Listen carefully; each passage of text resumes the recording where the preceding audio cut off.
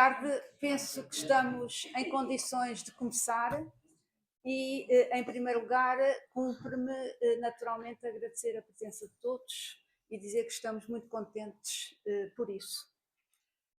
Não sei se todos estiveram lá embaixo na inauguração da exposição, mas, enfim, sublinho que foi da conjugação de esforços entre todos, evidentemente, em torno de Miguel Torga, entre a divisão de bibliotecas e arquivo histórico da Câmara Municipal de Coimbra e a Universidade Popular de Coimbra, Ateneu de Coimbra, que convocamos para este final de tarde e neste momento já para dar início à segunda parte do programa.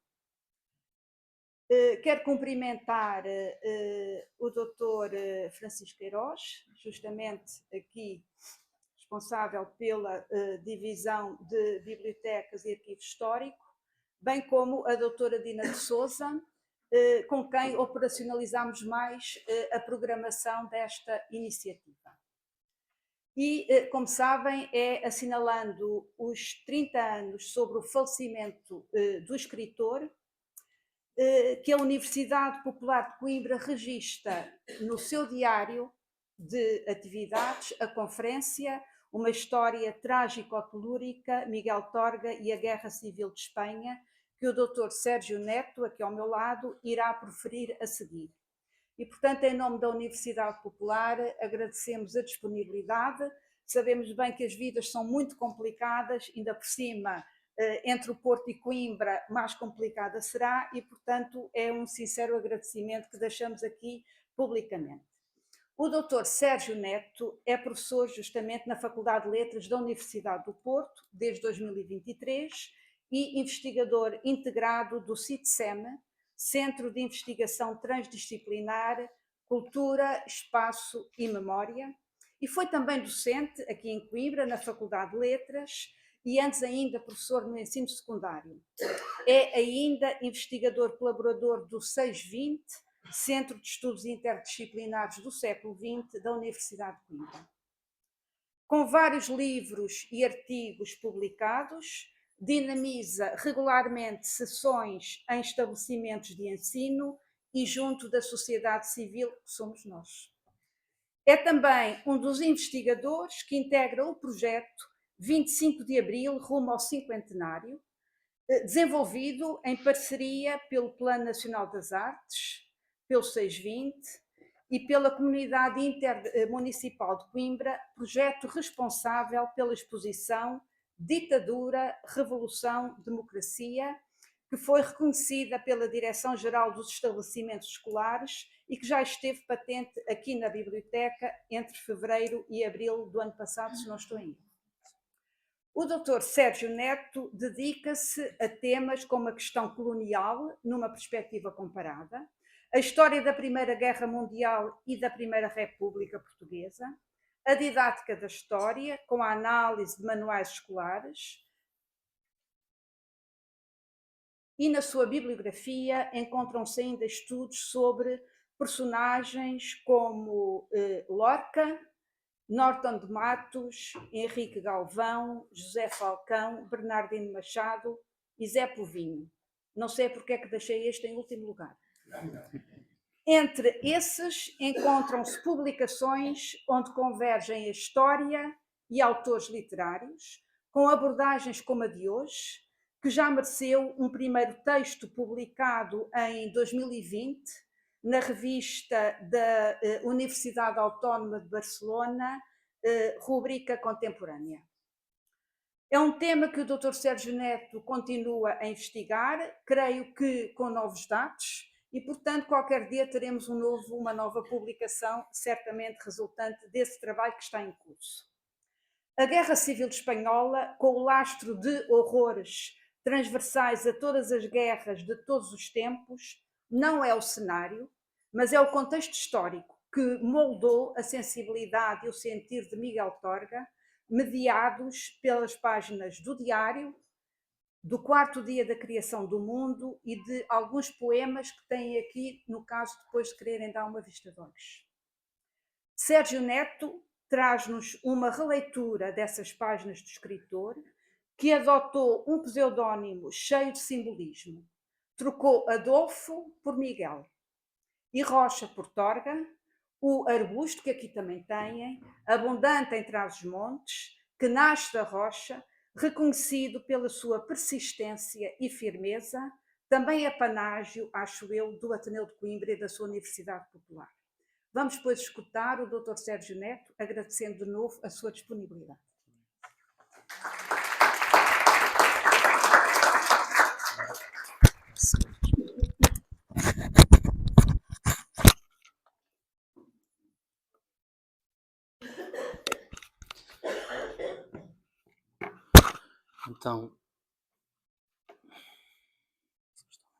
Então, boa tarde. Se calhar assim é mais fácil falar então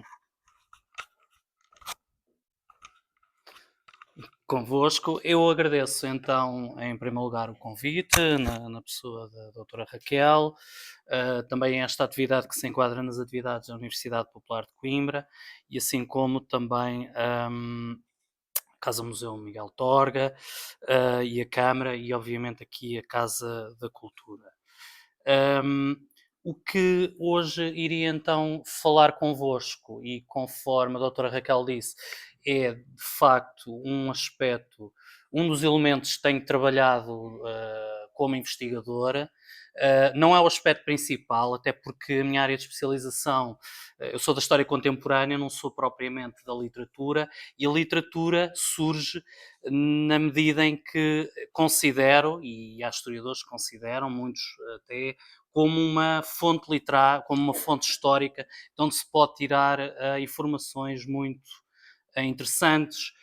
E não é por acaso que precisamente a Guerra Civil de Espanha foi um momento marcante na história da Europa, na história mundial, e atraiu, talvez como poucas guerras, uma série de autores, uma série de intelectuais, de um lado e do outro, embora a maior parte alinhados com a República, com a defesa dos valores democráticos, e assim sendo, todos nós conhecemos obras que foram inspiradas e que surgiram naqueles mesmos anos, entre 1936 e 1939, mas também depois. E algumas delas permanecem, não é? Conforme todos nós sabemos, de Hemingway, de João dos Passos, entre outros, que lá está, e Miguel Torga, permanecem, digamos assim, na memória coletiva e resumem, espalham, sublinham estes e aqueles aspectos de um conflito, de um acontecimento que se travou, que decorreu bastante próximo de nós. Claro que Portugal vivia numa ditadura, nós sabemos isso, mas que, por exemplo, mesmo nos dias de hoje, vou notando que está um pouco esquecido e a doutora Raquel também sublinhou o facto de ter dado durante alguns anos, durante bastantes anos até aulas no ensino secundário e notava precisamente que é um tema relativamente, funciona quase como uma placa giratória para a Segunda Guerra Mundial, 2 páginas mais ou menos manuais do 9º ano, os alunos têm mais ou menos 14, 15 anos, é o último ano em que todos os alunos têm a disciplina de História, depois foram as suas opções e portanto a maior parte deles não voltará a contactar com a disciplina no secundário, seja como for, é um tema que muitas vezes fica resumido numa imagem grande de Guernica, numa referência ao outro, a Lorca, cada vez menos, os enquadramentos políticos da Espanha, da Segunda República, muito pouco, e acaba por se fixar mais também ou na experiência da Frente Popular Espanhola, por contraste também com a Frente Popular em França, ou por vezes menos isso. Por vezes apenas como uma espécie de placa giratória ou de mini Segunda Guerra Mundial ou de, digamos assim, de de aproximação desse mesmo conflito. Por isso, por várias razões, é um tema interessante e que vale a pena sempre retomar. Também, por outro lado, importa dizer que eu cheguei aqui a este tema através da música, nomeadamente da cantata Trágico-Marítima, da história Trágico-Marítima de Fernando Lopes Graça, cujo poema então portanto, foi redigido por Miguel Torga, anos antes da sua estreia, que também é uma obra com uma história bastante interessante. E depois, então, fui desenvolvendo alguns tópicos relacionados com a história trágico-marítima, com a relação entre Miguel Torga e Fernando Lopes Graça, e depois também, evidentemente, com os momentos, porque não há uma obra, digamos assim, coerente de Miguel Torga em relação à Guerra Civil. O que ele escreve está disperso por vários escritos. E depois outro aspecto também que importa dizer é que eu trouxe aqui um livro que intitula-se Spanish Front, Writers on the Civil War, portanto, escritores que trataram portanto, a Guerra Civil de Espanha, e tirando o caso de João dos Passos, não é, que portanto, tem ancestrais portugueses nos Estados Unidos, não há qualquer escritor português ou qualquer poeta português que surja neste tipo de coletâneas. Pronto, que é algo interessante e que vale a pena referir. Posto isto, eu começava aqui então portanto, com uma citação de Miguel Torga, precisamente sobre este tópico, não é? Portanto, o próprio Miguel Torga então atravessou a Espanha, portanto, o lado ocupado pelas tropas franquistas em 37, e depois foi sempre escrevendo ao longo da sua vida e também relacionando a memória de 36, 37 e dos anos da guerra, e com outras viagens à Espanha, e depois com outros acontecimentos que ia tendo contacto, nomeadamente com a morte de Franco, com a execução dos resistentes bascos em 75, já em tempos de democracia em Portugal, mas não em Espanha, ou com a morte de Dolores Ibarruri, ou quando aquela série, precisamente também sobre o conflito daquela produtora à Granada, estreou em Portugal, e o próprio Miguel Torga fez um apontamento no seu diário. Portanto, é uma experiência permanente nos seus escritos, da sua vida, diria, mas não há, digamos que é dispersa, não é um todo, digamos assim, que não é um todo coerente. Um tópico ou outro, não é? Todos nós conhecemos isto. De facto, a Guerra Civil de Espanha trava-se num momento particularmente complexo da história da Europa, com a falência de uma instituição internacional que era a Sociedade das Nações, e que nos últimos anos, nos últimos tempos, tem falado bastante a propósito também das situações que vamos experienciando, não é? Portanto, já houve uma organização internacional, ela tem, se olharmos para o seu organigrama, tem muitas das valências que a ONU teve e tem, e nos anos 30, digamos assim, depois de 5 anos de alguns sucessos, não, supostamente alguns sucessos no final dos anos 20, fundou-se completamente perante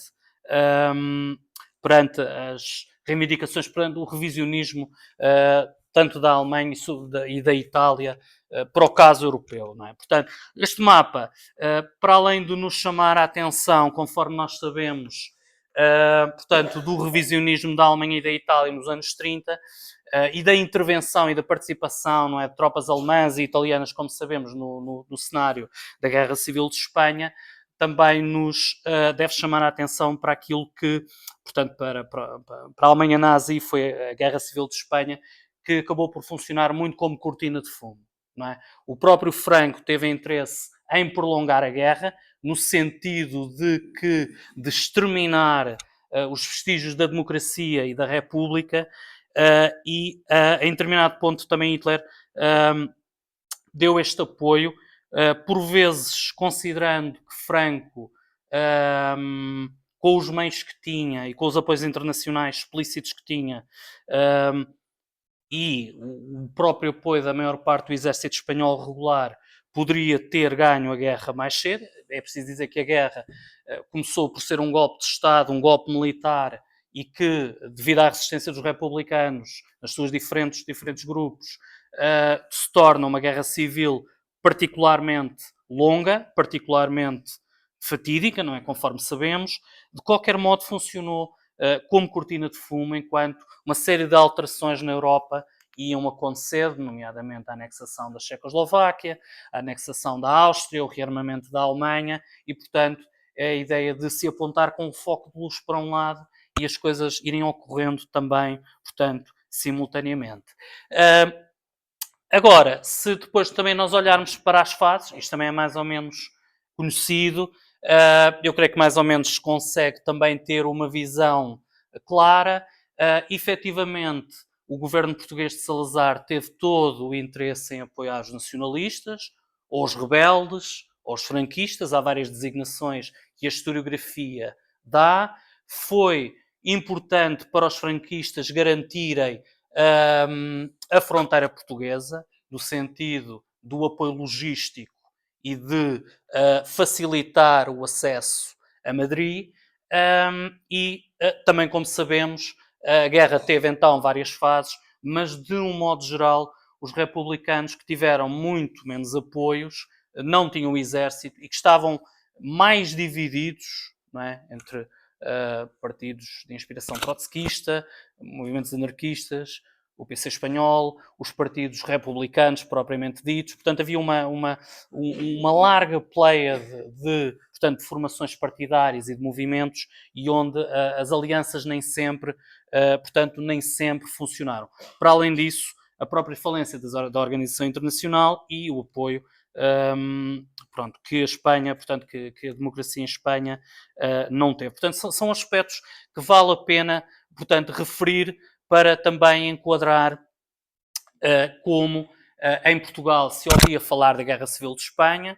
Por exemplo, o diário, portanto, um dos jornais, o Diário da Manhã, que era, digamos assim, o jornal oficioso do regime, começou a chamar-lhe a determinada altura a guerra hispano-soviética, é? Como se de um lado estivessem espanhóis e do outro soviéticos, não é? Portanto, se não houvesse uma guerra civil, não é? Se não fosse uma guerra civil, mas por outro lado também temos que ter em conta, portanto, que estamos perante, era isso que eu queria mostrar, portanto, que estamos perante um conflito que é, na essência, uma guerra civil e que se baseia em aspectos antagónicos da história mais longa e mais recente de Espanha, que é preciso dizer que os historiadores, por vezes, inventariam causas até séculos anteriores, não é? Às vezes havia aquela história da monarquia lusitana, digamos, aquela história que se filiava aos reis portugueses em Adão e Eva, não é? Portanto, por vezes há portanto, esse defeito, digamos assim, historiográfico de procurar causa, antecedente e de se ir basicamente quase até ao fundo dos tempos, mas havia profundas contradições na sociedade espanhola, contradições entre o governo central e as nacionalidades, contradições entre o campo e as cidades, entre a política, entre as classes sociais, e não era por acaso, de facto, que as contradições, os antagonismos em Espanha eram tremendamente, desequilibravam bastante a sociedade entre quem dominava os meios de produção, e digamos assim, quem trabalhava no campo, nas fábricas. Portanto, havia um desequilíbrio tremendo que depois explica portanto, que também explica a guerra e que provavelmente seria necessário várias sessões, não é, para estarmos a falar sobre isto a fundo. De qualquer maneira, há historiadores que falam numa espécie de guerra mundial em miniatura, uma vez que há alguns alinhamentos que perpassam para a Segunda Guerra Mundial, é isso que os manuais escolares nos tentam dar essa ideia, uma espécie de antecipação, uma espécie de treino, uma espécie de ensaio das táticas, um ensaio das armas. Há também outro aspecto que é a ideia de revolução, para além da ideia de guerra, e a ideia de revolução, reforma agrária, que tinha acontecido durante a Segunda República Espanhola, mas que nos primeiros meses da guerra sucede em Aragão, na zona de Valência, em Barcelona, e eventualmente na Andaluzia, se não tivesse sido um dos primeiros focos que a chamada colina marroquina, africana, vindo de Marrocos, efetivamente foi destruindo na sua marcha para Madrid. Portanto, há aqui um aspecto que é esse. Há também outro aspecto que é o facto de ser uma guerra profundamente ideológica, mas claro, nós podemos perguntar, não são todas as guerras, não são todos os factos marcadamente ideológicos. Aqui o aspecto que de facto deve ser chamado a atenção é que poucos anos antes, de facto, Hitler tinha chegado ao poder.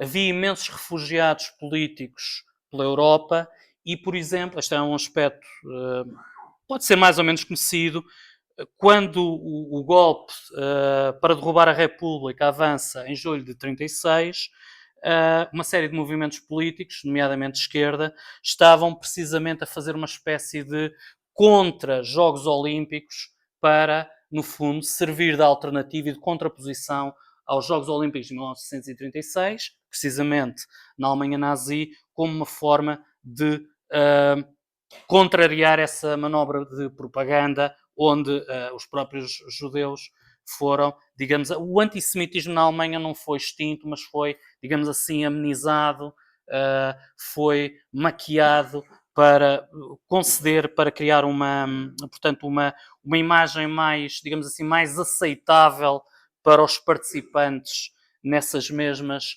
Olimpíadas. Pronto, e há historiadores que de facto filiam o início, não é? ou a proto-história das Brigadas Internacionais, precisamente nestes atletas que, como se percebe pelas datas, não chegaram propriamente a competir, mas que imediatamente se congraçaram na causa da República sob ameaça de derrubo. Pronto, era um pouco isso que queria dizer. Para além do mais, este era o livro que eu tinha referido, não é? Portanto, há sempre este aspecto que, por vezes, não é muito abordado ou nem sempre é referido na Guerra Civil de Espanha. Há a parte da guerra, mas há também a parte da Revolução, uma mudança súbita em termos de costumes. Por exemplo, em relação aos próprios direitos das mulheres, nomeadamente nas cidades, em Madrid e, sem dúvida, em Barcelona, nos primeiros meses. Portanto, este é um aspecto muito relevante e que, de facto, durante a Guerra Civil foi sendo contrariado, não é? Pelo avanço dos nacionais, ou nacionalistas, ou franquistas, e que depois impôs então uma ditadura até 75, conforme nós sabemos. E por isso, quando, portanto, a guerra começa em Portugal, a guerra começa em Espanha, a posição de Salazar, por todos os motivos, é favorável à causa dos rebeldes, é favorável à causa dos nacionalistas, até porque a própria Espanha republicana dava guarida a oposicionistas portugueses, porque era um regime contrário e, segundo alguns autores, é o período esteticamente mais fascista em termos de saudações romanas, em termos de fardas, em termos da criação da mocidade portuguesa, embora a mocidade portuguesa tivesse tido portanto, uma antecessora que é a Ação Escolar Vanguarda e da própria Legião Portuguesa. Não é? Portanto, há autores que, naquele debate antigo sobre se o Estado Novo é ou não um fascismo ou não, há autores que referem que há uma fascização a partir de 1936, copiando alguns aspectos,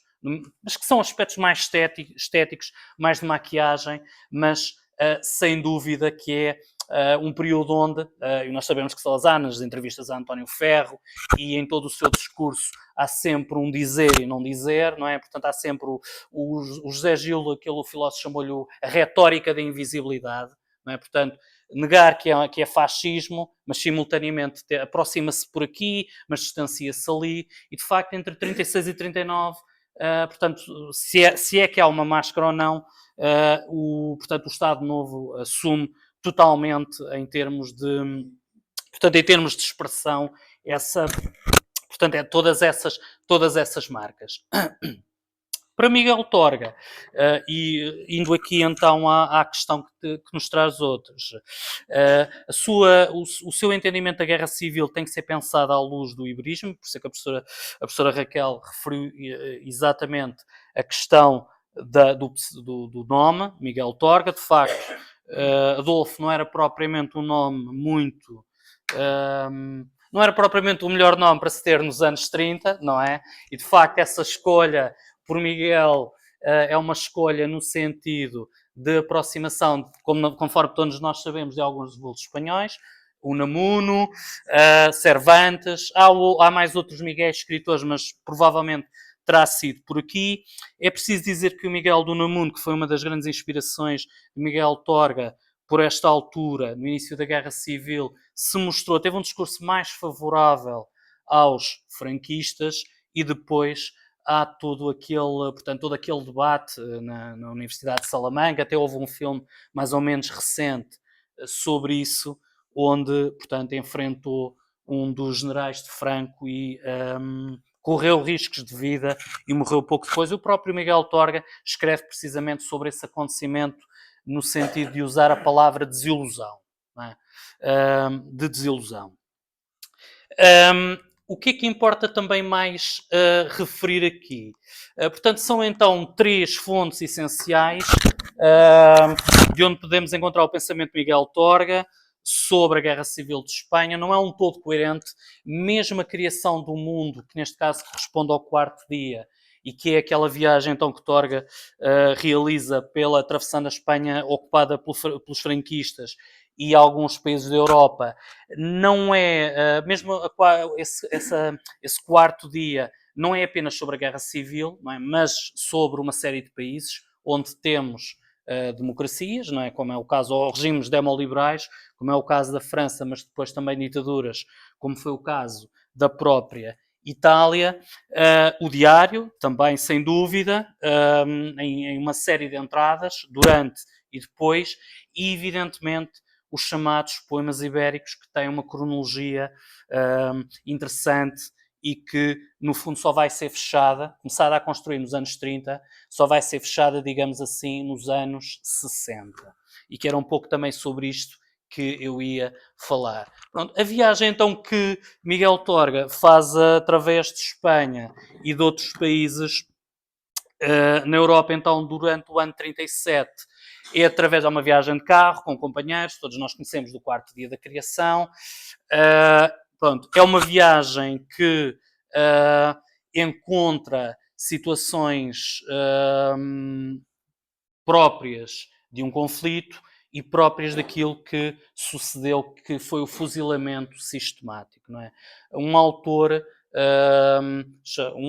que é o Paul Preston, é provavelmente um dos autores que mais escreveu sobre a Guerra Civil de Espanha, tem um livro, o livro tem poucos anos, ele intitula como o Holocausto Espanhol, não é? E sobretudo aquela primeira parte onde descreve o avanço das forças franquistas desde Marrocos até às imediações, portanto até aos arredores de Madrid, é absolutamente devastadora. Portanto, é uma descrição tremenda onde todas as pessoas, não é? Portanto, todos os espanhóis que tivessem tido qualquer ligação ou que estivessem em cadernos ligados portanto, à governação, à administração de partidos de centro-esquerda ou de esquerda, todos as esposas ou namoradas, homens que tivessem marcas das armas nos ombros eram sistematicamente fuzilados. E, portanto, o avanço das forças franquistas foi extremamente rápido, tendo em conta que contavam com o exército, com a maior parte do exército, contavam também com as unidades de elite de Marrocos. Estas unidades de elite tinham, durante a Segunda República, levado a cabo um massacre durante uma revolta dos mineiros das Astúrias, em 1934, e, portanto, o panorama portanto, que Miguel Torga encontra em 1937, e que ele tem uma frase sobre isso, é precisamente a ideia de carneiros que vão ser, portanto, que vão para o matador. Portanto, é a expressão que ele usa, sintetizando algo que foi comum. Portanto, a estratégia franquista durante a guerra foi que territórios conquistados não voltassem às mãos dos republicanos, e por isso, quando houve operações neste ou naquele lado de Espanha para aliviar as frentes, Franco concentrava o melhor do exército, precisamente para que não houvesse território republicano que voltasse, portanto, que perdesse o controle. Portanto, foi uma estratégia brutal, não é? Foi uma estratégia brutal de ocupação, e por isso é preciso ter em conta a própria viagem de Torga, o que ele encontra. Pronto, temos aqui, isto também podemos encontrar com alguma facilidade, portanto, no quarto dia, os locais por onde passou, a viagem, e também a noção que alguns países da Europa, não estou aqui a referir a Itália, mas mesmo alguns países democráticos ou demoliberais da Europa, caso da Bélgica, já não tanto nessa altura, mas a França, estavam já muito contaminados por este tipo de discurso, por esta visão do mundo, e a própria França, quando a guerra acabou, em 1939, viu-se então com 3 países, não é, fascistas nas suas fronteiras. Não é? Por isso, é também um aspecto que é importante reter quando se percebe esta questão. Em relação depois também, o que importa aqui dizer é que essa viagem, de qualquer maneira, portanto, em 1937, no quarto dia da criação do mundo, quando foi publicada, custou a prisão a Miguel Torga, no Aljube, portanto, ela foi precedida por a escrita pela redação de alguns poemas. E são esses poemas portanto, o conjunto desses poemas que dei título à comunicação, portanto, a história trágico-telúrica, uma vez que Miguel Torga imaginou também uma história trágico-marítima. Portanto, seria uma certa visão do iberismo. Estes poemas começaram, não a sua totalidade, começaram a ser publicados na revista Manifesto, em Coimbra, não todos, depois eles foram, portanto, revistos, alguns dos versos foram mudados, mas de facto o que interessa, portanto, aqui dizer é que os poemas que constituem a secção trágico-telúrica são muito mais ibéricos, digamos assim, porque contêm figuras históricas, tanto a história de Portugal quanto a história de Espanha, enquanto os poemas trágico-marítimos, que remetem para a antologia da história trágico-marítima, compilada no século XVIII, que são aquelas compilações de naufrágios, remetem muito mais para a história de Portugal. Porquê? Falam de Nau Catrineta, não usam expressão como lusitanos, embora nós já sabemos que lusitano também pode ter uma acessão tanto ligada à história de Portugal quanto à história de Espanha, mas também porque a própria Espanha, de facto, depois como se percebeu na segunda fase, mas eu também não queria ir por aí, mas no fundo é para dizer que é na história trágico-telúrica que nós percebemos mais este iberismo, que não é um iberismo político, mas mais um iberismo de raiz cultural, não é? Que Miguel Torga pretende expressar. É com base então nesses poemas da história trágico-marítima, não telúrica, que depois Fernando Lopes Graça compôs a cantata História Trágico-Marítima. Houve algumas alterações entre tenor, barítono, há um coro, Sereias ou de Mães, que vocaliza. A obra é extremamente interessante. Teve uma estreia nos anos 60, depois só foi tocada em 1974, precisamente no contexto do fim do Estado Novo e, nomeadamente, de um dos Ds, não é? Dos 3 Ds, da descolonização, e os versos finais são qualquer coisa como e quando terá fim o nosso sofrimento, e quando deixará de navegar sobre as ondas azuis o nosso pensamento, ou seja, a ideia da ideologia colonial, não é? Porque, de facto, ao que parece, ao que tudo consta, durante os anos 30 e 40 há uma série de exposições organizadas pela ditadura, a exposição de 1934 no Porto, de 1937 da ocupação e de 1940 em Lisboa, do duplo centenário, e houve, sem dúvida, uma apropriação de Camões, não é, como nós sabemos, de uma série de vultos portugueses, de António Vieira, da própria história trágico-marítima,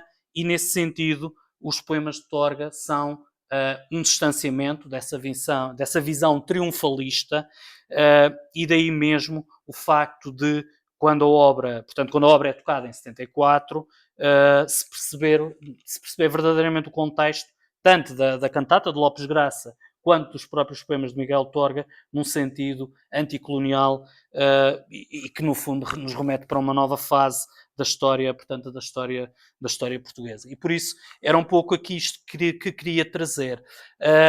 Em relação a estes heróis, portanto, são heróis portugueses, espanhóis. No Pesadelo temos referências, portanto, quando os poemas são publicados, temos referências também a Dom Quixote, também, portanto, à história, portanto, a Cervantes, mas houve vários autores que, eu estou-me a lembrar do caso de Carlos Selvagem, que foi inicialmente um colaborador do Estado Novo e passou à oposição mais ou menos na mesma altura que Henrique Galvão, e que tem uma peça de teatro chamada Dulcineia, ou Pesadelo de Dom Quixote, e que é uma peça de teatro que depois procura ligar o mito do sebastianismo com o quixotismo e usou vários estratagemas para fugir à censura, pronto, e é também uma referência para depois teatro nos anos 50 e nos anos 60. Portanto, usar exemplos do passado para criticar a situação do presente, nomeadamente a questão da censura e de se viver portanto, em ditadura. Pronto, eu vou só avançar aqui mais um pouco. Na revista Manifesto, efetivamente, há referências à morte de Miguel de Unamuno e a Garcia Lorca. O jornal acabou por ser, conforme lá está na exposição, o jornal teve evidentemente problemas com a situação, pelo tipo de argumentação, pelas figuras históricas que eram destacadas, e depois nós podemos comparar isto com outros poetas. Eu vou só avançar porque pode não fazer aqui tanto sentido, com outros poetas que escreveram sobre Espanha. E, por exemplo, se nós observarmos o título, podemos ficar aqui só pelos títulos, não ir muito a fundo dos poemas, de Miguel Torga sobre Espanha, portanto, encontramos de facto estes azul, que nos remete então para a história trágica ou marítima. Peço desculpa, que era o seguinte, mas quando, portanto, vemos as figuras dessa história trágica ou telúrica, da história de Portugal, da história de Espanha, da história da Ibéria, da Península Ibérica, encontramos aqui figuras muito diversificadas, mas se, por exemplo, compararmos com outros poetas da época, nomeadamente Mário Beirão, um poeta hoje relativamente esquecido, mas é o autor do hino da Mocidade Portuguesa, e é um autor que, à semelhança do que fez, de certa forma, Miguel Torga e também Fernando Pessoa, escreveu em 1917 um livro chamado Lusitânia, onde caracterizou, não é, aqui algumas figuras da história de Portugal, e depois, mais tarde, quando também realizou uma viagem à Espanha, exemplificou aqui algumas cidades, alguns monumentos, alguns quadros, como é o caso do enterro do Conde de Orgaz, do pintor El Greco, e agora não teríamos muito tempo para analisar aqui os poemas, mas é a ideia de uma visão diferente. Não é?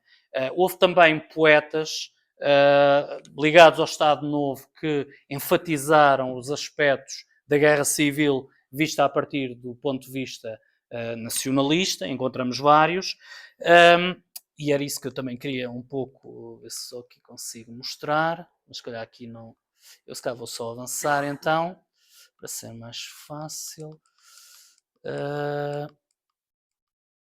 que era isto, e depois então aqui um dos poemas mais significativos, que é a utilização do não passarão. Como nós sabemos, há uma expressão que remete originalmente para a Primeira Guerra Mundial, mas que, conforme nós sabemos, acabou por ficar ligada à Guerra Civil de Espanha, Dolores Ibárruri, a Passionária, durante, portanto, o assédio ou o cerco de Madrid em 1936, e no contexto também da criação das brigadas, portanto, das brigadas internacionais.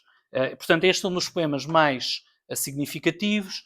Aqui a própria utilização da mãe, no sentido da Ibéria, de um património comum e que não esquece, de facto, aquilo que é acabou por ser uma característica dos dois países, da Ibéria, que é uma história que, de certa forma, é comum, bastante diferente. E o Torga, quando caracteriza o iberismo, é bastante crítico do Estado Central espanhol-castelhano, faz caracterizações mais positivas das nacionalidades, de Valência, da Catalunha e de Portugal, não é? Como país independente, mas também caracterizam uma história em comum e, sobretudo, tem presente o século XX de ditaduras que foram mais ou menos, não é? Aqui mais ou menos, coincidentes no tempo. Não é? Terminaram, não é? Na cronologia de 74, 75, com processos diferentes, em Portugal com uma revolução, com um processo revolucionário, e em Espanha com algo que, pronto, normalmente é designado como transição. Não é? Pronto, e nós já sabemos que é, pronto, uma expressão diferente e que ela própria acarreta em si grandes dificuldades que nós ainda percebemos hoje, nomeadamente com a questão, e conheço alguns colegas que trabalham na arqueologia, a questão das valas comuns, a própria questão que se levantou com a remoção dos restos mortais de Franco, e que não foi só de Franco, mas de outros, portanto, de outros torcionários nacionalistas, de igrejas e de monumentos e de outros, portanto, de outro espaço público, ou seja, onde a batalha pela memória ainda está muito presente. Aliás, não é só em Espanha, nós também temos presenciado neste ano passado e no outro, a própria tentativa de reconfiguração do 25 de novembro, cravos vermelhos e rosas brancas, ou seja, estes processos da memória ou da apropriação da memória ou daquilo que alguns historiadores lhe chamam a ressignificação da memória, é um processo de facto em curso. Pronto, não é só característico de Espanha, é característico também dos nossos tempos, também acelerados, não é? Os historiadores também nos falam muito da aceleração da história e que nós também, acho que mais ou menos também percebemos. Também encontramos o discurso de Torga, então, como estava a dizer, disperso ao longo de uma série de épocas, por exemplo, no momento da morte então de Dolores Ibárruri, quando Miguel Torga vê na televisão, portanto, a série portanto, daquela produtora à Granada, onde, portanto, são entrevistados por uma série de vultos, alguns que tinham estado exilados décadas de Espanha, outros que tinham estado no poder em Espanha. Pronto, e se pronunciou sobre isso. Ou, por exemplo, eu aqui, este agora ficou um pouco, portanto, ficou um pouco saltado, ficou este slide ficou fora do sítio, mas também para termos uma noção que é aqui uma antologia de Joaquim Namorado, já tem há alguns anos, de os poemas que existem, portanto, alguns dos poemas que foram publicados sobre a Guerra Civil de Espanha. Portanto, é extremamente interessante esta antologia. Há muitos outros que existem nos anos 30, mas por força da censura, uma parte substancial deles não chegou a ser publicado, e o que existe são poesias de apoio à causa nacionalista, nomeadamente ao Cerco de Toledo, nos anos, portanto, logo em 1936, que é uma operação decisiva para a propaganda de Franco, mas encontramos aqui, portanto, o José Gomes Ferreira, a Sofia de Mel, etc, etc. Portanto, é uma cronologia interessante. Eu aqui tinha saltado o slide, mas também para também perceber que Miguel Torga não é um caso isolado, portanto, no tratamento que faz da poesia sobre a Guerra Civil de Espanha, mas é provavelmente um dos mais consequentes, na medida em que tem um corpo, não é? Tem um corpo que está disperso, então, pelos diários, não é? Conforme nós vimos, disperso, mais concentrado na criação do mundo e também e depois também na própria poesia, com destaque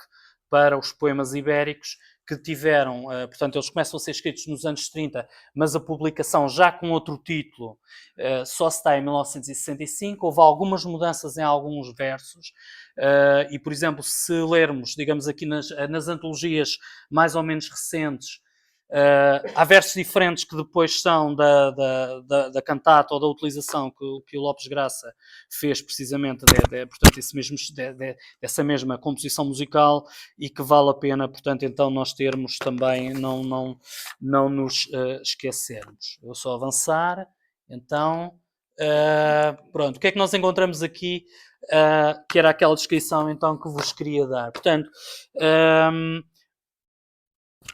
há uma crítica então da política internacional, não apenas da resistência, portanto, a resistência ao fascismo na Europa, mas no facto de o líder da Frente Popular em França, Miguel Torga, considera que ele foi impotente no sentido de travar e que não apoiou como devia, portanto, a República Espanhola. Há muitos interesses geoestratégicos, diplomáticos extremamente complexos. E até um dos livros mais interessantes, já com alguns anos, que é dos anos 60, do Hugh Thomas, sobre a Guerra Civil de Espanha, é um volume bastante compacto.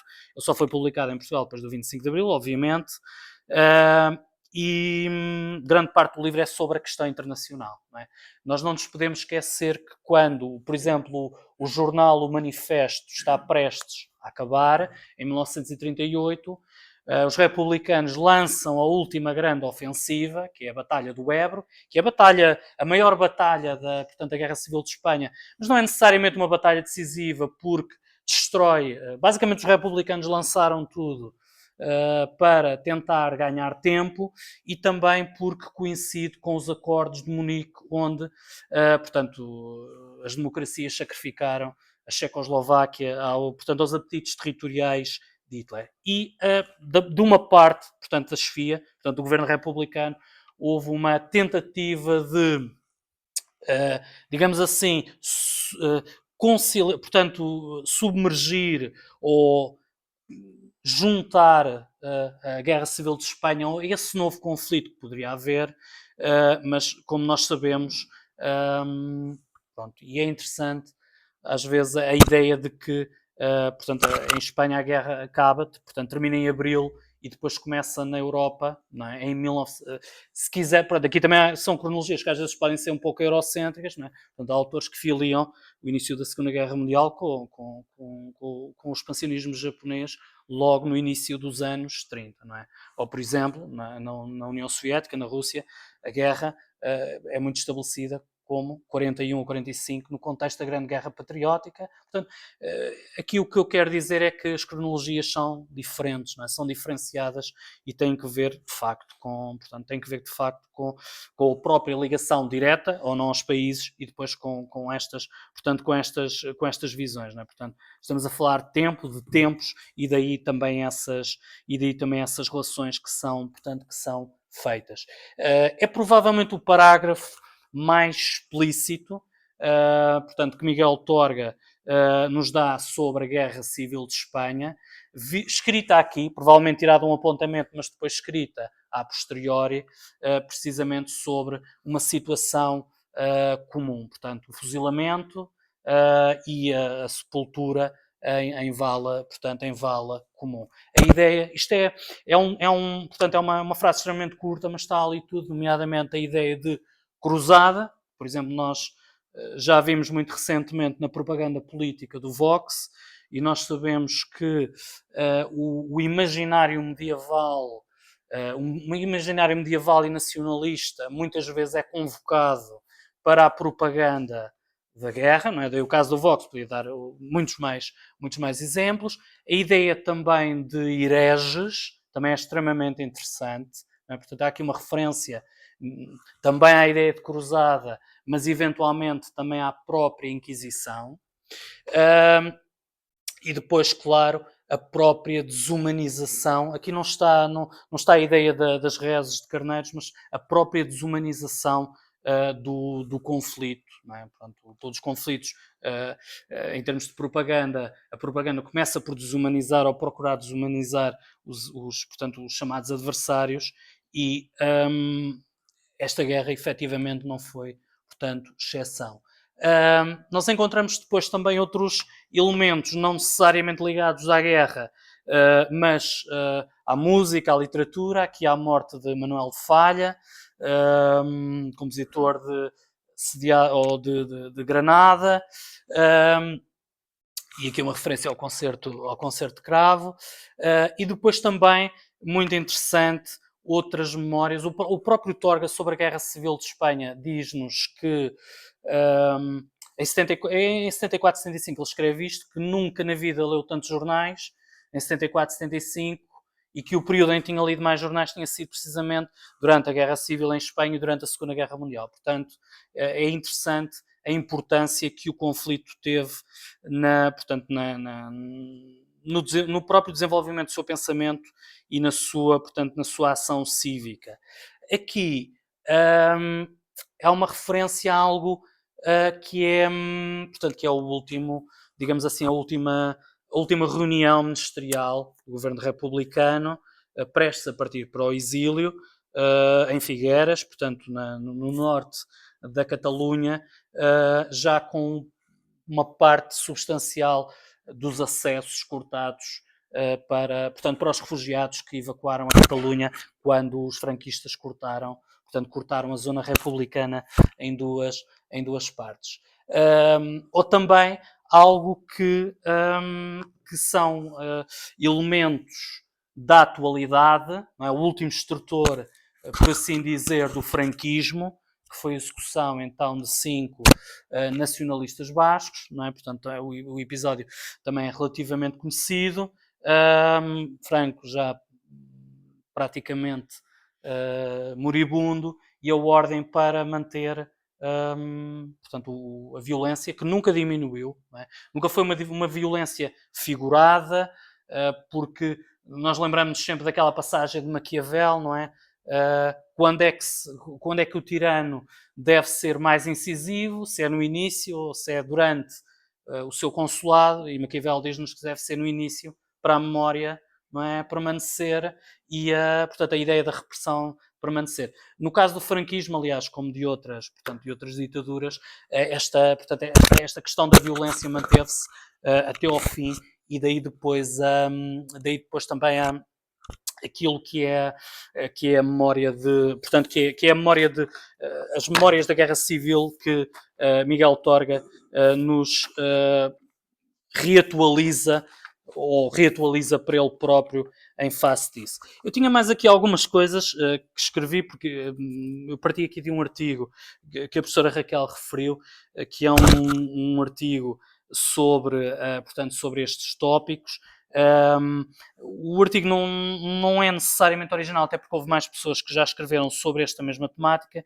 Aquilo que eu procurei fazer, e que ainda há um trabalho para ser continuado, era conseguir fazer duas coisas, que era inserir a poesia de Torga num contexto mais alargado da poesia nacional, e que não tivesse só apenas que ver com todos aqueles intelectuais e escritores que nós referimos da antologia, e que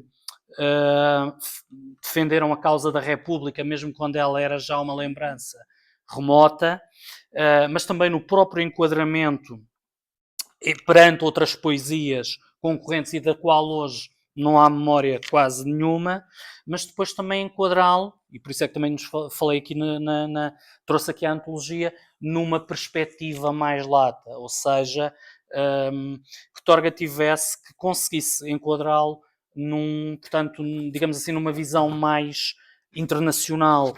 Porque, por exemplo, esta antologia, o primeiro poeta que refere aqui é o W.H. Auden, um poeta inglês, tem um poema chamado Espanha. Temos aqui autores como Arthur Koestler, André Malraux, que eu há pouco não referi a propósito do romance L'Espoir, Virginia Woolf, por exemplo, ou seja, Simone Weil, ou seja, há aqui uma série de autores, Orwell, há aqui uma série de autores que são decisivos, não é, para perceber a ideia que fizeram deste conflito da própria Espanha, mesmo que eles utilizem as mais das vezes eufemismos e estereótipos. Há sempre a ideia da Espanha excessiva, a Espanha exótica, que não é uma invenção dos anos 30, até porque acaba por ser um pensamento orientalista que já vinha desde o século XVIII, das viagens do Byron e dos outros intelectuais do norte da Europa e que observavam o sul da Europa, Portugal, Espanha, Itália, ou mesmo quando o Bram Stoker escreve sobre o Vlado o Empalador, o Drácula. Portanto, é uma visão estereotipada, tem uma visão exótica do sul da Europa, ou portanto, da Europa do sul, não é? E por assim dizer, e muitos destes escritores têm precisamente essa ideia, e daí que quando escrevem, vejam sempre esta ideia de excesso. É uma terra, é um país quente, é um país de paixões, de música intensa, e portanto acaba por ser uma própria explicação, ou acaba por ser uma explicação que não tem que ser necessariamente, não tem que ter necessariamente que ver com um suposto caráter espanhol para desencadear toda esta violência. Portanto, esta violência remete para causas muito mais profundas, algumas das quais eu referi: contexto político, contexto social, contexto do regime, e que por isso importa de facto enquadrar ou deveria ser reenquadrado numa perspectiva mais internacional, o contributo de Torga, que é bastante lato, que é bastante, conforme nós vemos apenas aqui alguns exemplos, que é bastante significativo e que não é, como às vezes acontece com estes autores, de um artigo de jornal, ou de um romance, ou até de um filme, mas que abarca uma série de géneros literários. E eu penso que mais ou menos era isto que eu vos queria transmitir. Eu agradeço muito a vossa atenção, a vossa disponibilidade, e fico à vossa disposição para as questões que entendam fazer. Obrigado.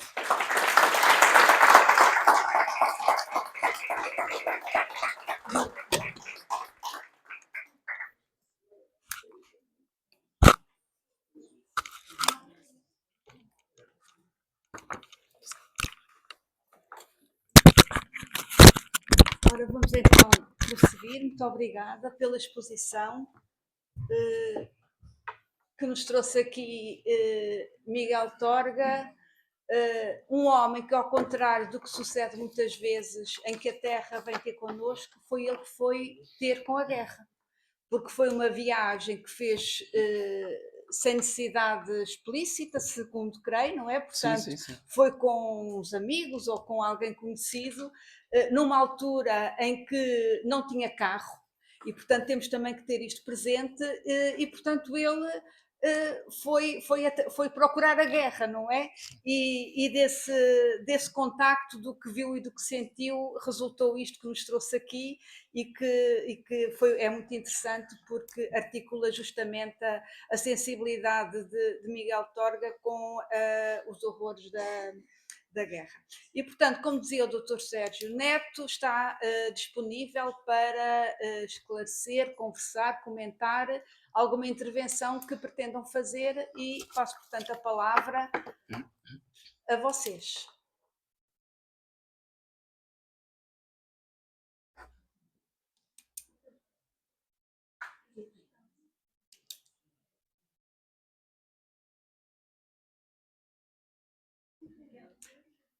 Eu não estou a ver.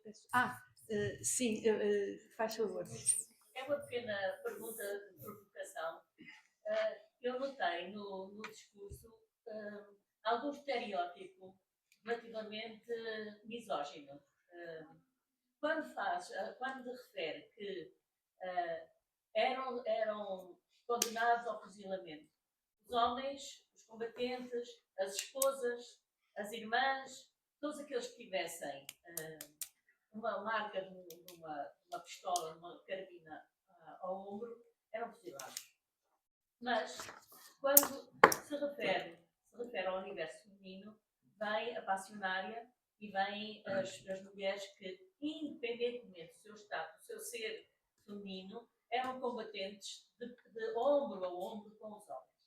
Na sua referência, disse homens e não disse esposos, não disse namorados, não disse os companheiros, também eram apanhados por serem companheiros de mulheres inteiras na sua condição de seres humanos civilizados e civis. E, portanto, aí permanece este estereótipo misógino que eu não posso deixar de. Tá tudo? Tá, obrigada. Mais alguma intervenção? Se calhar juntávamos, a não ser que queira já comentar. Não quero. Então, se calhar.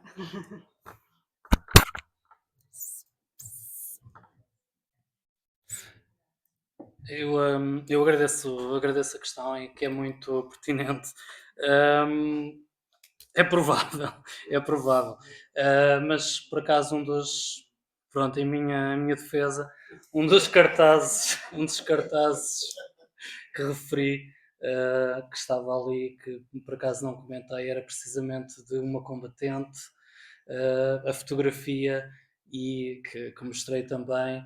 Eu não referi o facto da própria. Estava aí nos apontamentos, mas não disse. A primeira mulher que foi ministra na Europa foi a Federica Montseny, que é precisamente uma das inovações ou das novidades da Guerra Civil de Espanha. Quando referi esse combate, não era eu não estava a falar de toda a Guerra Civil de Espanha, embora isso tenha acontecido, eu estava apenas a falar sobre aquele período inicial do avanço das forças franquistas em direção a Madrid. Foi só isso que eu quis sublinhar. Foi só isso. Mas tem toda, mas sim. Podia ser por aí.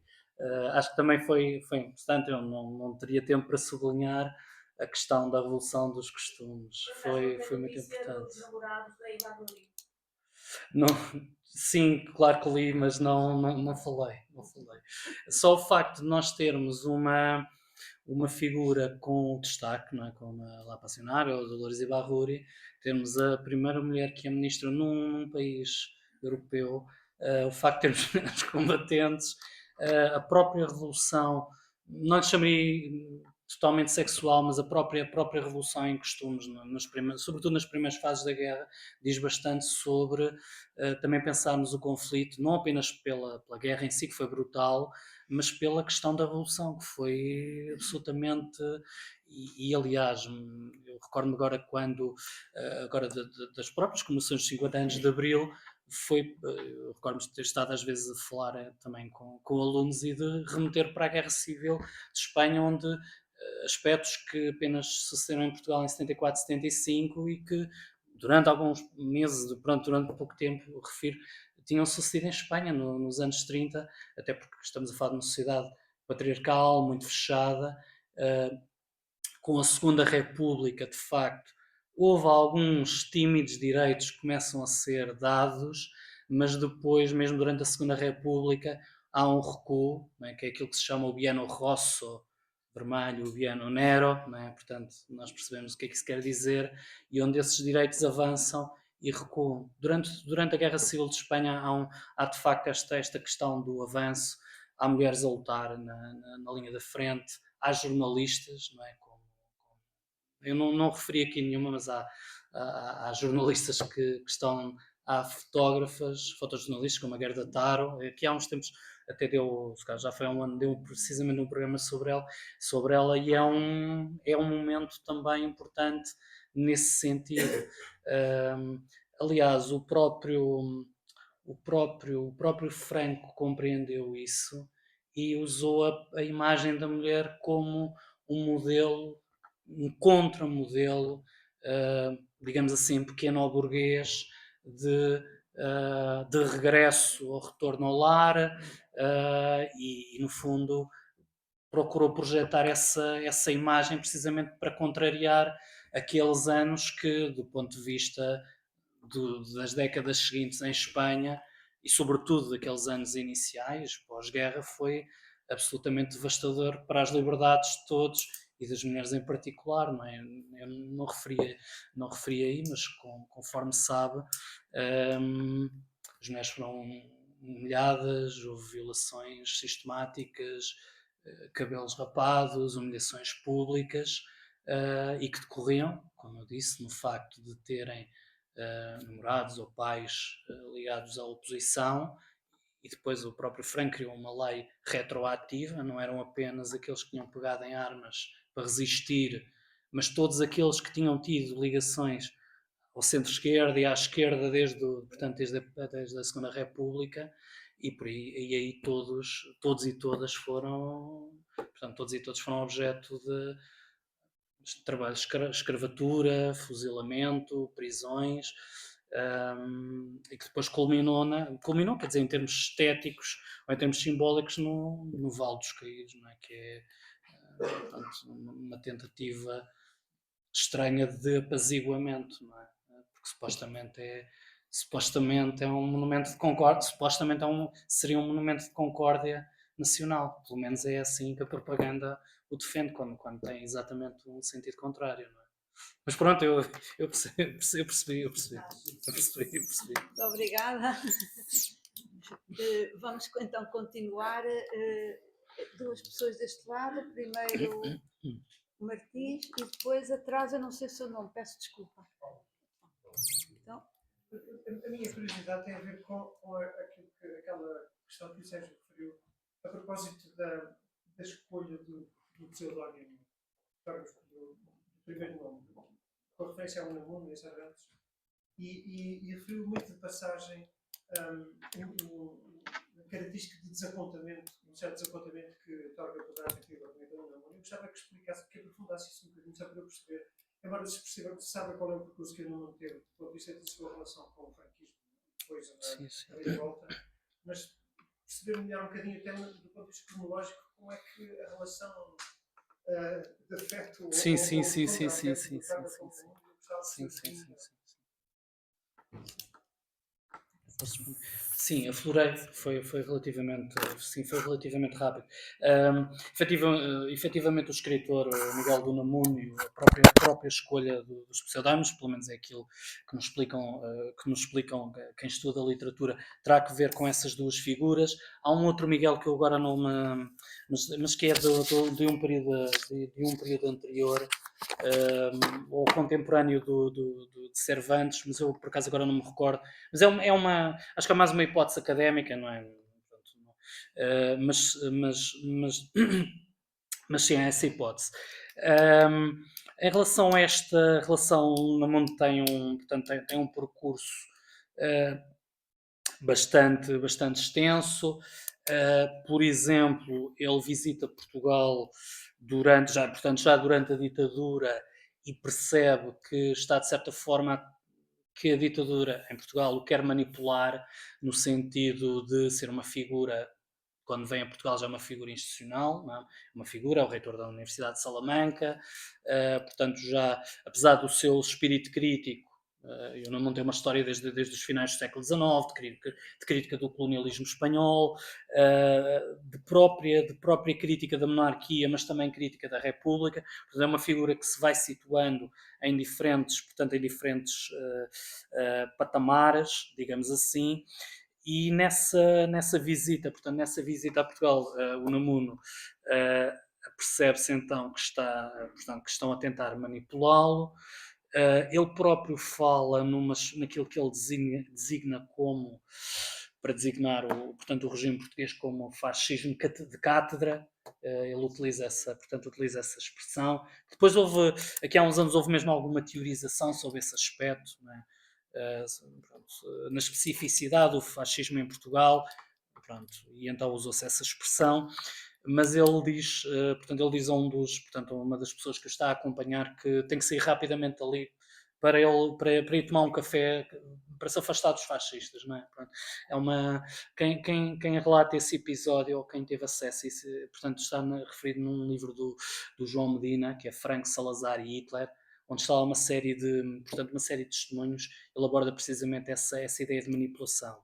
No entanto, o que sucede é que durante a Segunda República Espanhola, portanto entre 31 e 36, portanto a República acaba em 39 oficialmente, mas até à Guerra Civil de Espanha a situação é extremamente instável. há uma luta acesa entre, nomeadamente entre a Catalunha e o governo central, mas também o País Basco. Há uma série de revoltas, nomeadamente aquela que eu referi nas Astúrias. Há quase uma guerra, basicamente uma guerra civil, onde basicamente é a legião os legionários de Franco, que passam a fio de espada, passa a expressão, portanto, essa revolta dos minários. É uma coisa absolutamente brutal e que, no fundo, acaba por ser uma referência para aquilo que vai ser a brutalidade da guerra civil, portanto, métodos brutais de extermínio, se quisermos usar a palavra, em relação aos inimigos. E o afastamento de Miguel de Unamuno do regime dá-se precisamente por esses anos, não é? Portanto, Unamuno considera que a República é um regime, não a democracia em si, mas que o regime da Segunda República é um regime incapaz, bloqueado pelos movimentos anarquistas, por alguns atentados, bloqueado pelas greves, segundo ele, bloqueado por um primeiro governo de centro-esquerda e depois por um governo do centro, que era aquilo que se chamava, na altura, era o Partido Radical, embora o Partido Radical nos anos 20 e 30 fosse um partido que se calhar se situava mais ao centro-direita. Nas expressões e as palavras às vezes evoluem. O Partido Radical em Espanha nos anos 30, portanto, seria um partido de centro-direita, não era necessariamente um partido de extrema-direita, pronto, embora depois a própria direita espanhola se tivesse reconfigurado, portanto, nos anos 30 da Segunda República, e tivessem surgido formações de extrema-direita, como é o caso da Falange Espanhola e da SEDA, portanto, que é aquela aglomeração toda de partidos da direita. De qualquer modo, há aqui um desafeto do Unamuno em relação ao regime, uma espécie também de desconfiança da própria vida política espanhola, não é? Que tinha passado por uma série de regimes, a monarquia, com a ditadura do Primo de Rivera, não do António, mas do Miguel, e a revolta, digamos assim, o golpe de Estado, que é um pronunciamento, começa por ser um pronunciamento, é saudado de uma forma positiva por Miguel de Unamuno, conforme nós sabemos, uma espécie de restauro da ordem. Nós também ouvimos esse tipo de expressão cá em 1926, não é? Portanto, pôr os políticos na ordem, disciplinar, portanto, esse tipo de discurso, e é um pouco nessa ideia que o Unamuno faz declarações públicas, até porque Salamanca é uma das zonas que se torna franquista. Eu estou aqui a utilizar franquista no sentido de nacionalista, uma vez que Franco, por essa altura, ainda não era o generalíssimo, não é? Mas portanto, é uma das zonas, juntamente com a Galiza, juntamente com Navarra e com parte da fronteira com Portugal, que adere portanto, aos nacionalistas, e daí esse desencanto. E esse desencanto é expresso no manifesto. Depois há uma espécie também de volte-face do próprio Torga, até porque são conhecidos, sabe-se que qualquer coisa se passou no discurso do Unamuno que lhe vai custar depois a prisão domiciliária. Antes da pandemia eu estive no museu em Salamanca, num dos museus em Salamanca, onde eles fazem a explicação dos objetos de Miguel de Unamuno e de outros aspectos ligados à vida dele, e onde são depois exibidos os apontamentos do discurso, que é o discurso do vencereis, mas não convencereis. Portanto, a segunda pessoa que fez a apresentação, o que há, é o que aqui eu tenho, são palavras, algumas ideias, e não necessariamente o discurso articulado conforme depois o conhecemos. Ao que a explicação foi dada, o discurso, depois conforme o conhecemos, terá sido feito ou refeito, mas a partir de uma série de aspectos, mas que devem ter sido ditos. Não é? Portanto, o que ali basicamente temos são ideias. E, de qualquer maneira, esse tipo de informação transpõe, digamos assim, os murais, os muros da Universidade de Salamanca, e levam o próprio Torga, entre outros intelectuais da mesma área política, favoráveis naturalmente à República, a reconciliar-se com a figura, não é? Porque tinha sido uma figura de inspiração, Nós sabemos que Miguel de Unamuno escreveu bastante sobre Portugal, visitou Portugal durante a ditadura, mas durante o período republicano, eu creio que ainda durante a monarquia, é o autor daquela expressão famosa do país como Portugal de suicidas, porque coincide com o suicídio ou pelo menos muito recente, Antero de Quental, de Soares dos Reis, do Manuel de Laranjeira, entre outros, e portanto há essa visão, portanto, uma visão um tanto pessimista de Portugal, sem dúvida, mas o que o Torga basicamente extrai daí é uma ideia também de iberismo, não de iberismo político, não é? Isso tinha a Falange, tinha o próprio Franco, não é? Mas de iberismo cultural, uma visão cultural, e daí a própria questão dos poemas ibéricos, que apesar de, na história trágico-marítima, terem, digamos assim, um enfoque que nos parece apontar mais para Portugal e para a expansão dos séculos XV e XVI e todos aqueles naufrágios, a história trágico-telúrica divide entre vultos portugueses e espanhóis. O que eu não abordei, e eu acrescento já, e calmo já, é que é muito interessante porque o Miguel Torga fez algo que outros escritores, como, por exemplo, escritores ligados, portanto, à extrema-direita nos anos 20, como o Mário Beirão, como o António Sardinha, ou mesmo como o próprio Fernando Pessoa, com significações diferentes, que foi eleger algumas, portanto, lugares de Portugal e de Espanha também, algumas figuras, como por exemplo o Dom Fernando, chamado Infante Santo, e depois caracterizarem. Isto é muito interessante porque é uma, digamos assim, é uma alteração daquilo que até em comum era a história conforme se aprendia, se calhar como nós fomos aprendendo que era uma história de reis.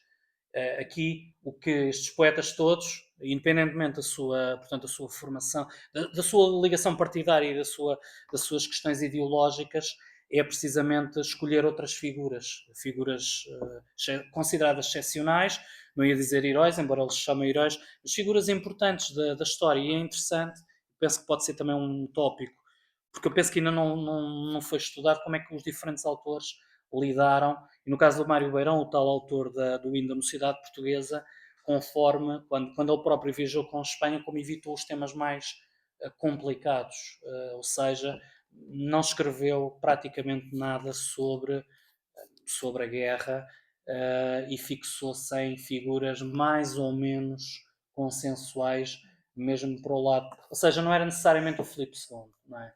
Pronto. Quer dizer, podia ser o Filipe II, mas mais ou menos. Muito obrigada. Vamos então passar, faz favor. Estava a perguntar, pegando a sua introdução,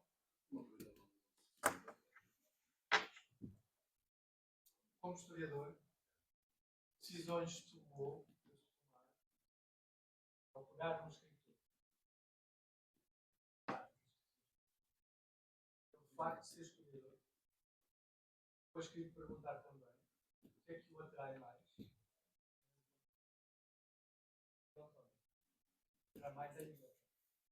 Mas ela só Miguel Torga, é isso. Mais como... Não percebi a última parte, mais como... Em relação. Sim. Sim, de facto eu disse logo e captou bem a ideia. De facto, o meu campo não é a literatura. Eu tendo a usar mais a literatura também como fonte histórica, que é uma fonte legítima, mas que tem que ter também algumas cautelas. Mas isso, como quase todas as fontes, como quase toda a documentação, é verdade que os primeiros historiadores, se quisermos chamar os primeiros historiadores na Grécia, usaram precisamente mais a entrevista, mais o relato, digamos assim, oral, do que propriamente a fonte escrita, enquanto boas, muitas vezes, na história contemporânea, até aqui há alguns anos havia às vezes até algum prurido em falar em história oral. Hoje em dia essa expressão está mais ou menos consensualizada e é importante, embora, por exemplo, eu tenha alguns colegas que digam história oral sim, entrevistar pessoas sim, mas se não tiver documento escrito, temos de ter cuidado com a memória das pessoas. Pronto, mas isso é só um comentário assim à margem.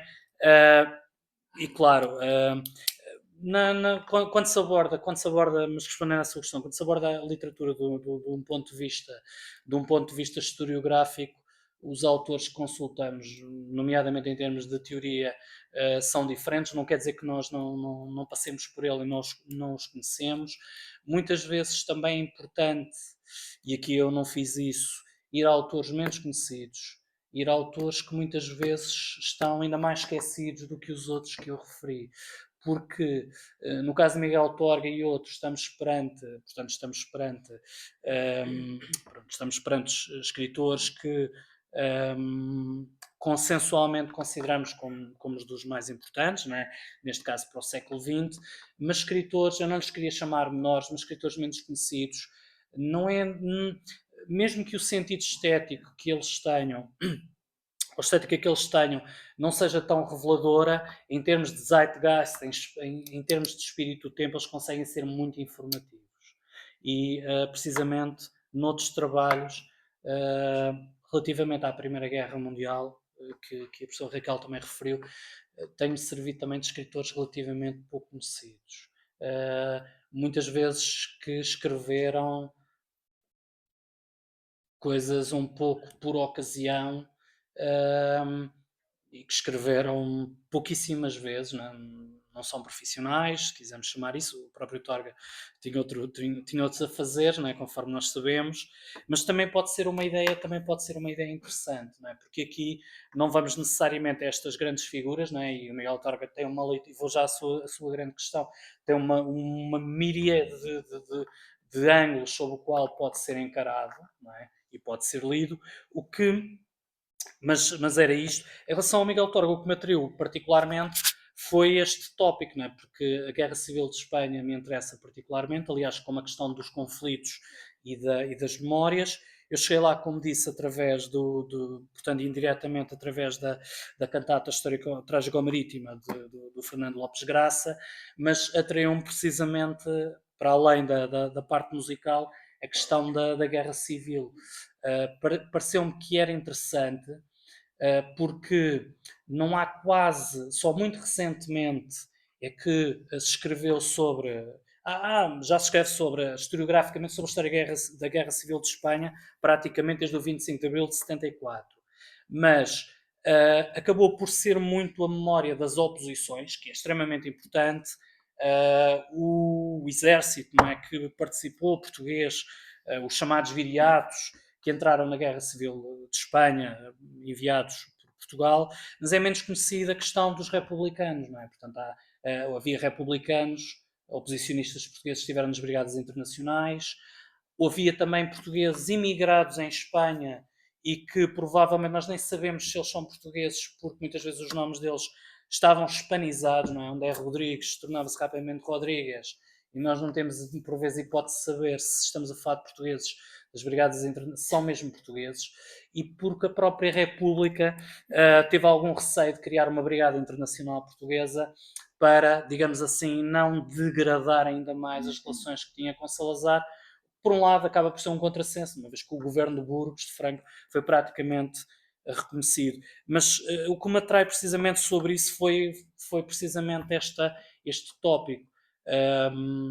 Conheci, evidentemente, a literatura de Miguel Torga a partir de outros elementos, da própria caracterização da sociedade portuguesa, tendo em conta outros escritores, não é? Eu estava-me a lembrar, pronto, todos aqueles escritores que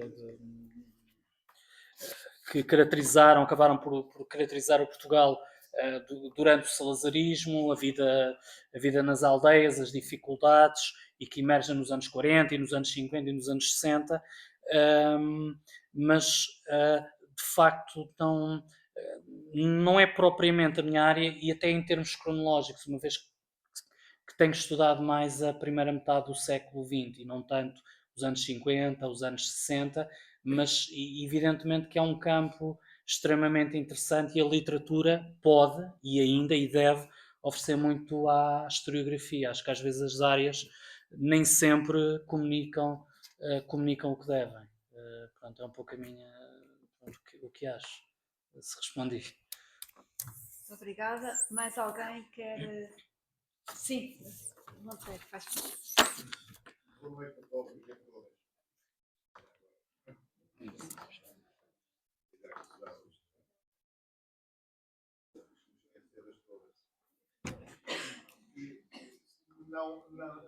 são propriamente perguntas, são apenas pequenas notas que foram sugeridas por aquilo que eu vi e que gostei muito de ouvir.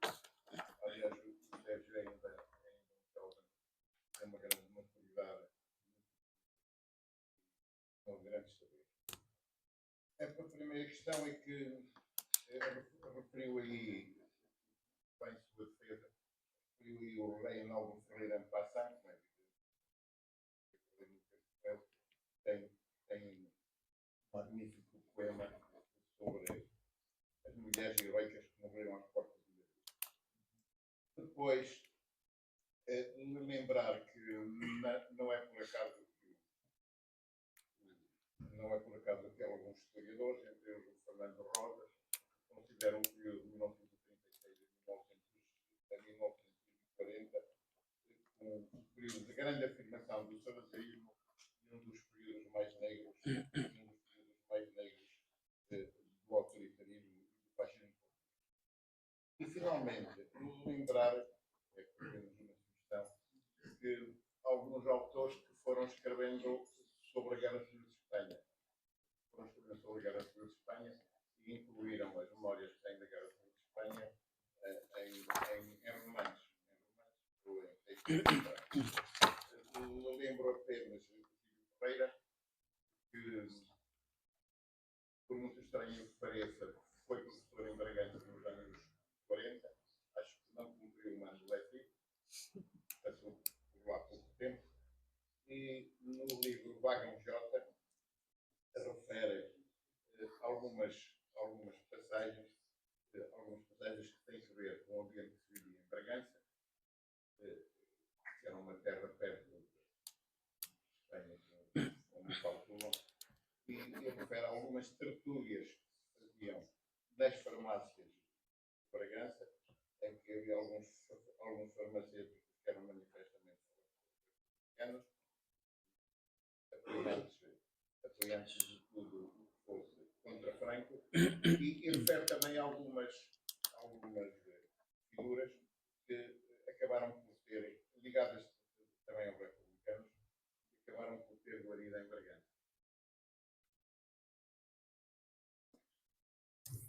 Obrigada. Sérgio, não sei se Obrigado. quer comentar alguma coisa. Sim, para agradecer. Eu já registrei. Sim. Obrigado. Sim, esta intervenção de Monteiro, de facto, vem chamar a atenção para uma coisa. Na altura havia dois Portugais, o da Raia e o outro, não é? E Bragança justamente situava-se nessa zona de Raia. Embora também havia pessoas ligadas às forças militares e militarizadas que participaram ativamente na repressão imposta pelo Salazar. Foi fuzilado ali naquelas terras, foram apanhados, faziam alguns testes para ver se eram factos que era fácil.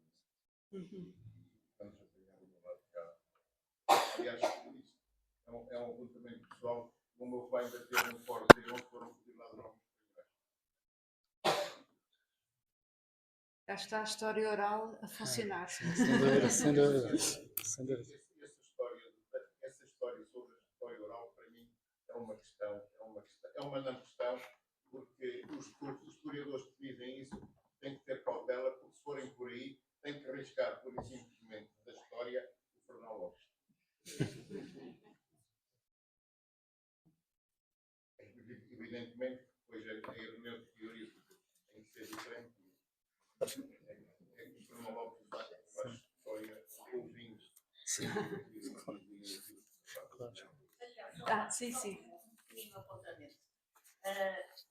O meu sogro tinha territórios até à Raia Seca e tinha sempre gente a apanhar quem fugia de Espanha e ele abrigava-os.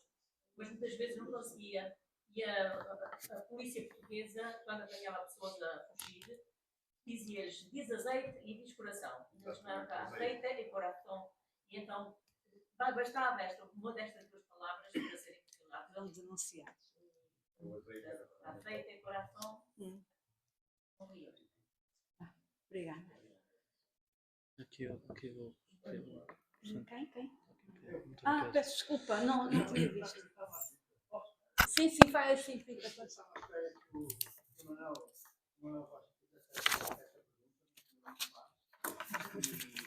estou também intrigado. O Sérgio, todos agradecemos a introdução. Foi várias vezes que chegou ao interesse mais aprofundado por Guerra Civil de Espanha a partir da cantata. Do Miguel Torga, concretamente. A partir dos textos de Miguel Torga? Ou Não. dos textos e da cantata? Ao Miguel Torga através da cantata, foi mais por aí. A Guerra Civil de Espanha é por outro caminho. Sim. E depois como é que é o trânsito do Torga descoberto na cantata para a Guerra Civil de Espanha? A cantata do Lopes Graça foi de um trabalho que fiz, um trabalho mais sociológico em torno da presença do mar, digamos assim, na música portuguesa. E de facto a cantata teve uma concepção interessante, e teve várias. Chegou a ser, penso que foi tocado, agora já não me recordo, em Coimbra até. Bem, eu agora tenho aqui as datas, eu depois posso confirmar. Portanto, foi um pouco aí que cheguei ao Miguel Torga, e depois também me pareceu interessante, porque é outro tópico que trato, porque isto depois são estas relações em relação à Guerra Civil de Espanha, porque também como aluno, pareceu sempre um tópico muito interessante e que ficava, tendo em conta que estamos perante o país vizinho, aliás o único país com o qual Portugal tem fronteiras terrestres, de ser um tópico ou um tema relativamente curto e relativamente dado de uma forma muito célere. Por vezes, recordo-me de uma aula, e mesmo como docente tinha essa experiência, né? Portanto, a indicação em termos de planificação era falar da Guerra Civil de Espanha numa aula. Porquê? Porque ali tínhamos uma outra experiência de uma frente popular, os nazis tinham ali testado armas novas e, pronto, e basicamente observávamos Guernica e estávamos em 1939. Estávamos em 1939 e pareceu-me sempre que, por todos esses motivos, seria um tópico que deveria desenvolver, e aliás depois, não sei se tinha dito, também me interessou perceber como é que os manuais escolares portugueses do nono ano, desde 75, que é um dos primeiros até cá, têm caracterizado a Guerra Civil de Espanha, tanto no contexto das ditaduras, não é? do entre-guerras, o franquismo, obviamente, ultrapassou, não é? como Estado Novo, mas depois também nas mudanças, não é? Se enfatiza a Segunda República Espanhola, se é mais a questão da repressão e da ditadura. O caminho também foi feito um pouco por aí, mas não, até ao momento não, acabei por não desenvolver muito, mas sei que há historiadores e pessoas que se têm interessado sobretudo pelas memórias, e há algumas, não é? De combatentes portugueses, portanto, do lado republicano, e que, por razões de censura, não é? Por razões de dificuldades de regresso, não é? Essas memórias muitas vezes estão quase que desapareceram. Não é? Obrigado. Muito obrigada. Penso que agora não vejo mais nenhum sinal significando isso que estamos a terminar. Eu quero agradecer de novo ao Dr. Sérgio a disponibilidade, agradecer a todos vós a atenção, vamos todos mais ricos, como é costume, e quero ainda deixar duas notas. Ali fora na mesa encontro um papel para aqueles que não tenham, queiram receber informação do Ateneu da Universidade Popular e não tenham deixado o seu contacto de e-mail, que o poderão fazer, e muito agradecemos. A segunda nota é de que a próxima conferência será no dia 25, sábado, no Mosteiro de Santa Clara a Velha, e é uma conferência que será preferida pelo Dr. Jorge de Alarcão, justamente sobre as memórias do Mosteiro de Santa Clara a Velha. E, portanto, lá nos encontraremos todos. Muito obrigada. Boa noite, Ana Jana. Obrigado. Obrigado.